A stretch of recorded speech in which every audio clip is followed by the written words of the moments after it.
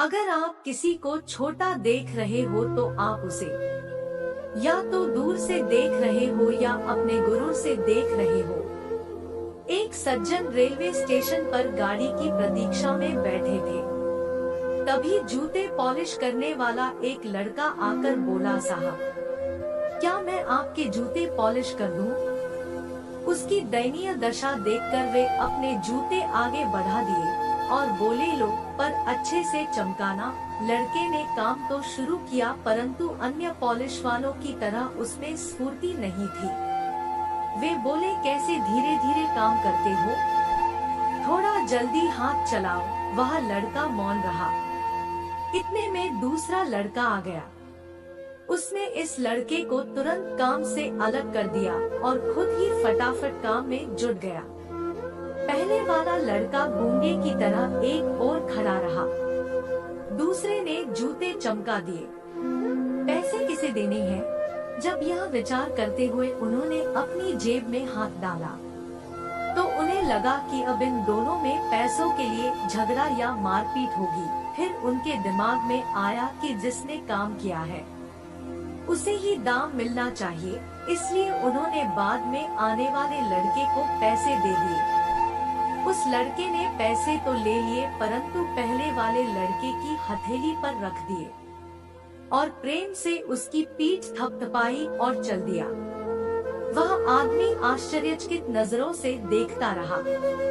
उसने लड़के को तुरंत वापस बुलाया और पूछा, यह क्या चक्कर है? लड़का बोला, साहब यह 3 महीने पहले चलती ट्रेन से गिर गया था। हाथ पैर में बहुत चोटें आई थी। ईश्वर की कृपा से बेचारा बच गया, नहीं तो इसकी बूढ़ी माँ और बहनों का क्या होता। बहुत ही स्वाभिमानी है, भीख नहीं मांग सकता।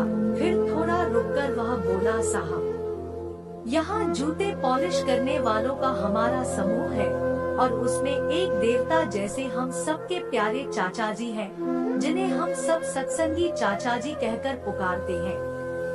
वे सत्संग में जाते हैं और हमें भी सत्संग की बातें बताते रहते हैं। उन्होंने ही ये सुझाव रखा था कि साथियों, अब यह पहले की तरह फुर्ती से काम नहीं कर सकता तो क्या हुआ? ईश्वर ने हम सबको अपने साथी के प्रति सक्रिय हित, त्याग भावना, स्नेह, सहानुभूति और एकत्व का भाव प्रकट करने का एक अवसर दिया है।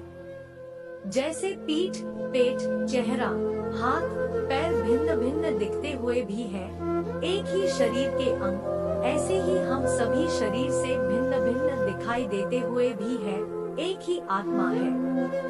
हम सब एक हैं। इसलिए स्टेशन पर रहने वाले हम सभी साथियों ने मिलकर यह तय किया कि हम अपनी एक जोड़ी जूते पॉलिश करने की आय प्रतिदिन इसे दिया करेंगे और जरूरत पड़ने पर इसके काम में सहायता भी करेंगे।